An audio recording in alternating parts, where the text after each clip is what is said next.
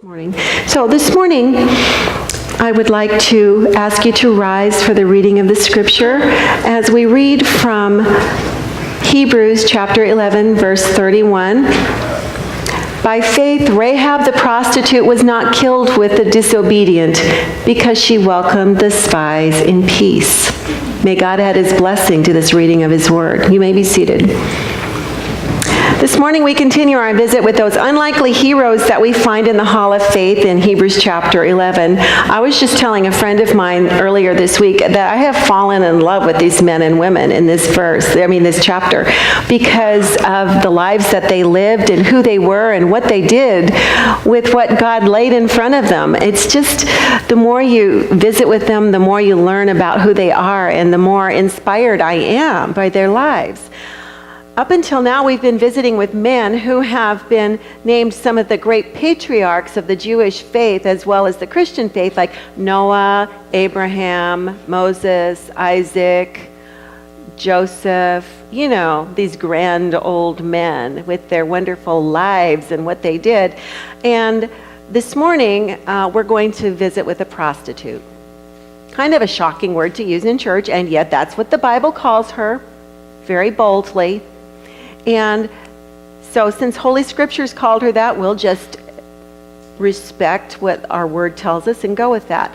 Before Moses died, God called him and Joshua into the temple because God had chosen Joshua to be Moses' successor. And so God called the two men into the tabernacle and commissioned Joshua with the job of leading God's people into the promised land. So Joshua was God's choice.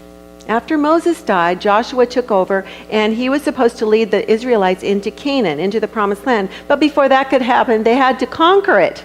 Details. And for those of you who aren't unaware, it took them about 40 years. They didn't just walk across this imaginary line drawn in the sand and say, okay, here we are, here's our land. No, it took a long time. Well, Joshua needed some strategic information before he could do this. So he sent spies. Now, he would need to send them in from the east because of the direction they were coming, so they would have to go through the city of Jericho. Well, the last time that they sent spies into this place, the outcome was not so great. I mean, they kind of rebelled. 10 of the 12 spies said, no, we can't do it. They're big, they're huge, they're like giants. They'll squash us like grasshoppers. That was the phrase used. So Joshua was very circumspect. He was secretive. Like Pastor Andy mentioned this morning, he sent spies, 2 spies. We don't even know who they are. They weren't named. So Joshua was assuming that Jericho was a fortified city, which was a really good assumption. It was. So he sent the spies secretly, and he didn't want to move ahead without information, but he wanted to do it thoughtfully, carefully. He knew he was God's man for the day, but he wanted to be smart about it. So Jericho is the oldest continuously populated city in the world. Did you know that? There are remains of some of the ancient walls. It's been inhabited since about 9,000 BC. Yeah, it's a pretty old city. So there's remains of a massive defensive wall from the earliest period of occupation. So we know that it has been a stronghold for a long time. So the report of Israel's capture and defeat of Jericho would be a real coup, wouldn't it? It would be a real shot in the arm. It would be an important symbolic statement about God's power over all the nations. God's people could feel good about that. We can say God is our God, he's the maker of the heavens and the universe, but whenever we see something concrete that God has done, doesn't it kind of help us to say, did you see a miracle? What, I don't know why we are. That's kind of a lack of faith, isn't it? But the Israelites were still saying, yeah, if we can take this city, can we take this city? But if we take this city, everybody will know that God is bigger than their gods, right?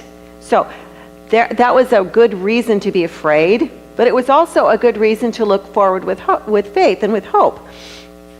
So we find the spies in Jericho on the rooftop of the house of a prostitute. So, in the house of a prostitute, strangers could avoid unwanted attention because there were lots of people coming and going, right? Hang with me here. This is about as I don't want to say the word pornographic, but that's what I was thinking. As pornographic as this story gets, okay? It doesn't get any dirtier. Lots of comings and goings in this house. According to tradition, Rahab was an innkeeper as well as a prostitute. And other evidence from the Near East suggests that many women who owned inns were also prostitutes. I guess you just kind of double your business opportunities that way. I don't know. And could there be a more logical place to gather information than in a house like this? So this is where the spies went. Don't ask me how they knew where to go. I don't know that part of the story.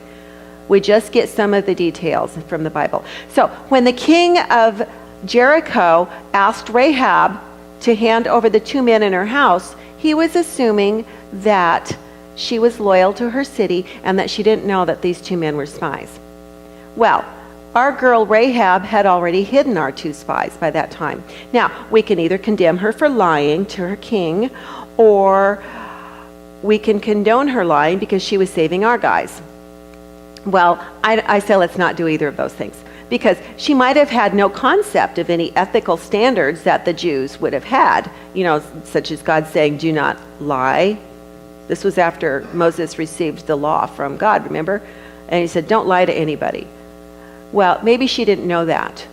Or maybe she had the higher ethical standard of saving their lives that she recognized might have had more meaning for her. So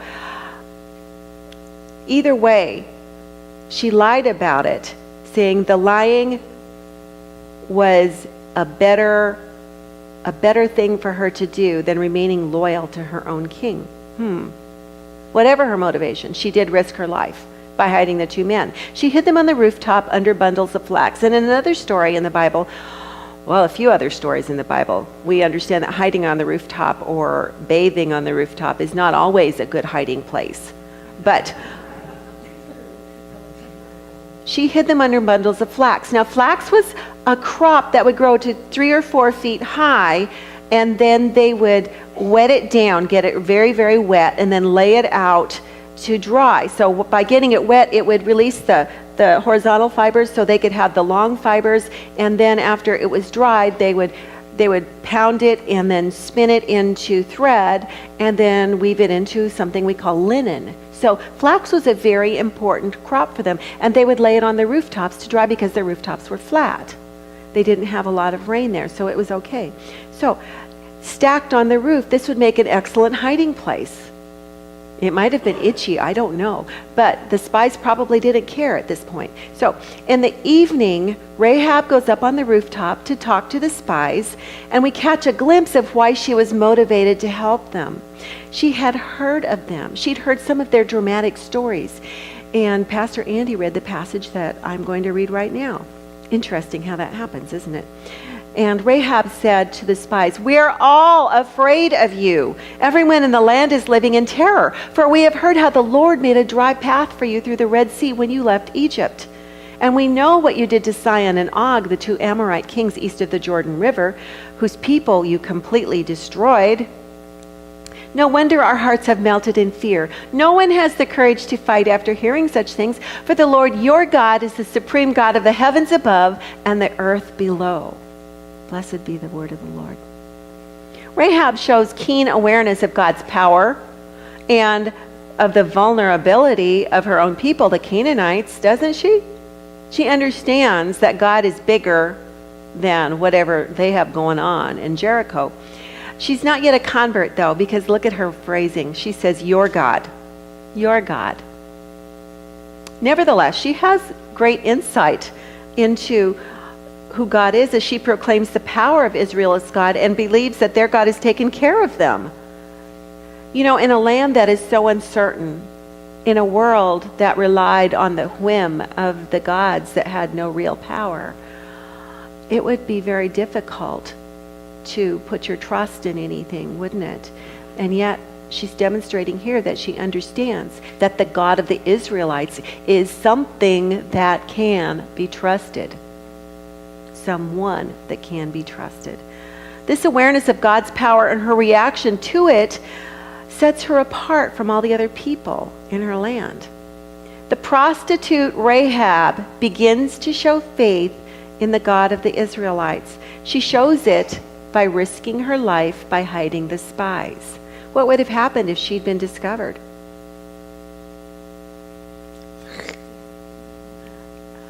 At the very least. So many people would assume that Rahab, who was a pagan, she was a Canaanite, she was a prostitute, would not be interested in God. Yet she was willing to risk everything she had for a God she barely knew.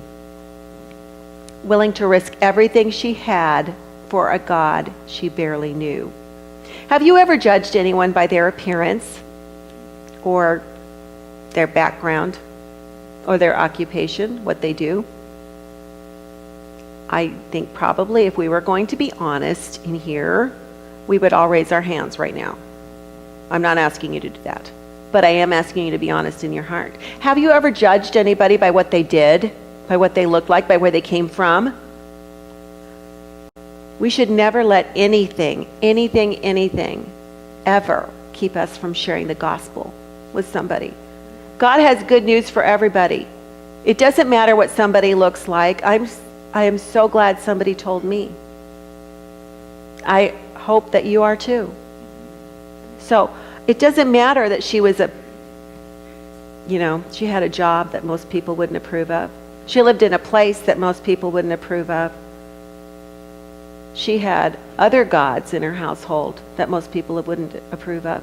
She still had eyes to see the real God. Praise his name. So after the city gates were closed at night to keep out all the intruders, I find that ironic, since the spies were in the city. Did you catch that part?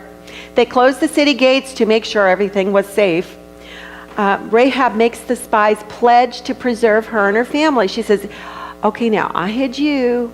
I did this, so you do this, okay? She goes up and she's talking to them, and she says, please, take care of my family, save my family. And the spies' only demand is that she doesn't tell anybody. She keeps their secret. She says, okay, I'll do it. There's a whole lot of faith going on here. The two spies trust Rahab. They have faith that she will keep her word. Wait a minute. She's a pagan. She's a Canaanite.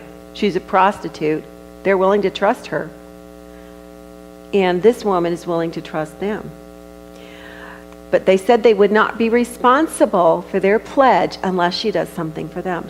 They say, you have to hang this red cord, a red cord from this window right here, this window where we're leaving. You have to hang that red cord there. If you don't, all bets are off. We're not going to worry about you or your family when we come back and we kill everybody in this whole city and take over your city and give it to the one true God. And she says, we'll do it. We'll do it. So this window where they said hang the red cord is the only way in or out. See, her home was on the wall. We think of a wall as just like what we have in our backyards. These walls were 8 to 10 feet wide, and that's where people lived. She lived in the wall. So when she went up on top of the wall, she was going on her rooftop, and that's where the flax was. And so this window is in the wall of her home, which was the city wall. So this is the only way in and out. Think about this. She's hanging the red cord on the only way in or out. Why red? Why outside that window? The only way to get in, the only way to get out. These instructions are very similar to the ones that Moses gave. Think back, just 40 years ago, the Passover. The instructions that God gave to Moses were take the blood of the lamb and you put red on the doorway, the way into the house, the way out of the house. This red is your salvation. It will keep the angel of death from entering your home.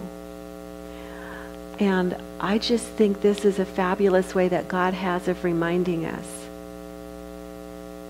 A visual cue, if you wish. We are people who take in a lot with our eyes, right? Be careful, little eyes, what you see. Things that we look at can be good and helpful also. This red cord was the reminder to the spies that this woman had taken faith in their God and demonstrated that by helping them to escape, being their means of safety. And this red cord was also her way of gaining safety for herself and her family. Rahab and her family, by doing something that God had shared with Moses, will be sharing in Israel's story of salvation. There may have been another way to save the lives of these two Israelite spies, but under the pressure at the moment, Rahab had to make a choice. Most of us face dilemmas in our lives, one time or another. We have to make choices. We live a life of millions of choices, second, by minute, by hour, by day, by year. We live by choices, don't we? So we might even feel that when we're in a dilemma, there's no perfect solution for our problems. I say may. I'm being a little ironic. Frequently, we feel like there are no solutions. God, no way out. What do I do? Help is probably the most common prayer. So, fortunately, God does not demand that our judgment be perfect in all situations. Can I hear an amen? Oh, thank God. He simply asks us to put our trust in him. Simply. There's another irony, isn't it? Because sometimes it's not so easy. It's a simple answer, but it's not so easy to execute. And to do the best that we know how to do. Rahab did that. And she was commended for her faith. She made a choice that she was not real. What? Her choice. Save my family and the rest of my city be killed, or turn these two spies in and they be killed. Her choices were not good. They were not easy, but she made the choice that she could conceive of at the moment as being the right choice, because she saw that the God that they served was bigger than the gods that Jericho was observing. So she did that, and God said she did a good thing because she acted on faith. That's what this whole sermon series is about. What do we do with the faith? Do we just say, yeah, I believe? Or do we do something? She did something. And in Hebrews, we're reading that that's what she's remembered for, because she did it. That the spies needed Rahab's initiative, resolve, her cunning, and her faith to occupy the land of Canaan was the pivotal part of the story. That's where the fate turns on the story. Within this story, Rahab's story puts a face on the story of human extinction. So sexual innuendo kind of infuses the text here and elsewhere in the story of the conquest of Canaan. Why does God say don't mix your people with other people? Because when we do that, sometimes we forget to whom we belong. We forget that we're God's, because all that other stuff kind of starts to color our relationships. And so it's really ironic here that God is using this woman in this situation, this questionable occupation, who she is. See, all we know about her is what her livelihood was. That's all we know. As a prostitute, she symbolizes the danger of apostasy. What do I mean by that? Apostasy is the abandonment of what you know to be true, the true religion. Because that's why God said, don't marry those women. Because when the men married the woman of another country, frequently they started forgetting who God is and joining in with the other religions. So ironic that here in this story, Rahab is the face of faith, even though she belongs to those other people. The first action, though, attributed to this Canaanite woman, this pagan, this prostitute, the first action that's accounted to her in the Bible is hospitality. Hospitality. Elsewhere in Hebrews, the latter part of the book, there's a verse that says, you're blessed if you show hospitality to strangers, because by doing that, some people have entertained angels without knowing it. That's my translation. Right. Rahab's protection of the spies echoes Lot's protection of the two angels that we read about in Genesis, and who also saved citizens from a doomed city.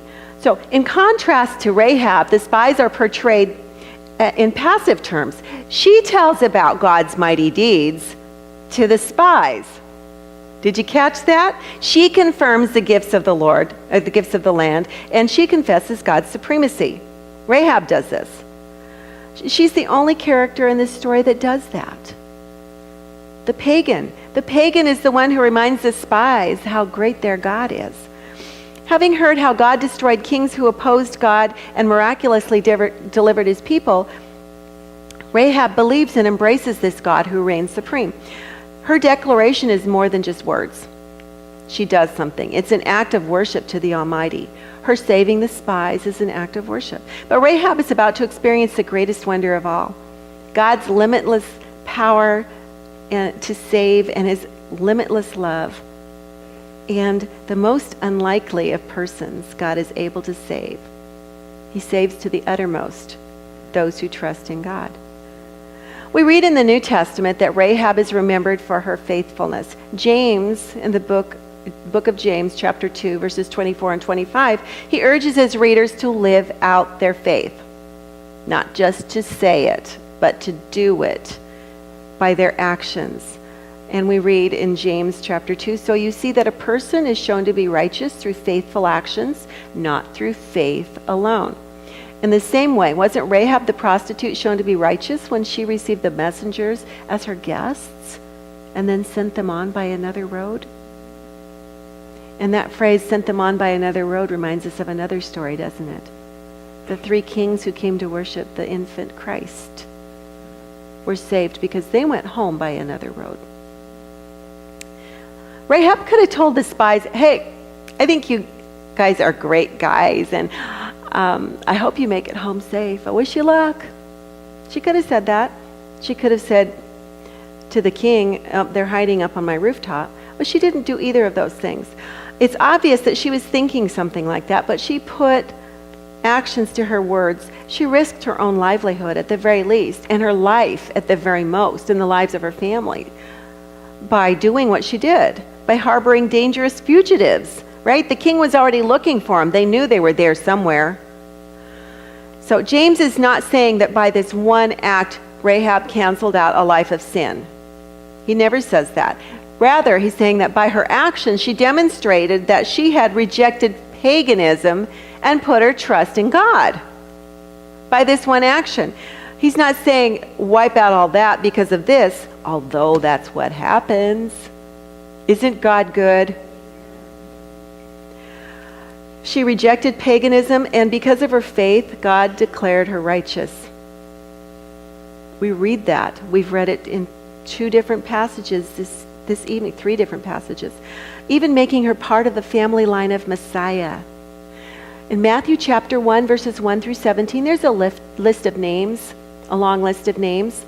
And in that list, there are 5 women named. Now, remember that in this time, women were considered property.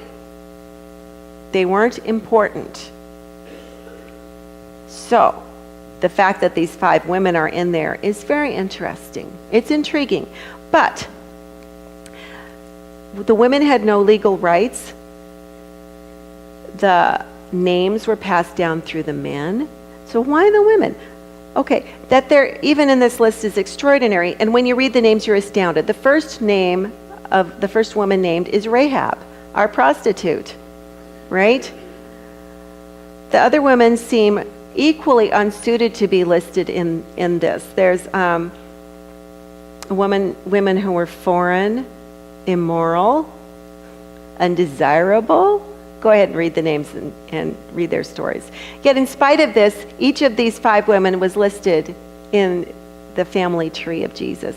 Redemptive history is inventive and redemptive, incorporating. What that means is that God is always making something new. God's a creative God. He's always making something new. He's taking a woman who has lived a life of questionable means and puts her in the line of Jesus. Now, she wasn't Jewish. She wasn't even ethical or moral. And yet there she is. What that means is that God is always making something new and binding us together as family. It does not matter who your mother was. Anybody can be part of the family. Rahab believed, and she staked her whole future on that belief, that God would make the impossible possible. She believed in God in spite of the evidence. When common sense pronounced the situation hopeless, she had the uncommon sense to see beyond the situation. We believe in God against the facts. The rest of the story. When Rahab was rescued, along with her family, they went to live with the Israelites. Joshua let Rahab the prostitute live, her family, and everybody related to her. So her family still lives among Israel today because she hid the spies whom Joshua had sent to scout out Jericho. That's the rest of the story. We read it in chapter 6. Rahab the prostitute was invited to the table. She was family. One of the things we do as a family, one of my favorite parts of being family, one of the things that Christ told us to do whenever we gather together as family, is to come to the table. This morning we will gather at God's table and share the meal that binds us at one. The meal that remembers our God in Christ, that brings us together in His name.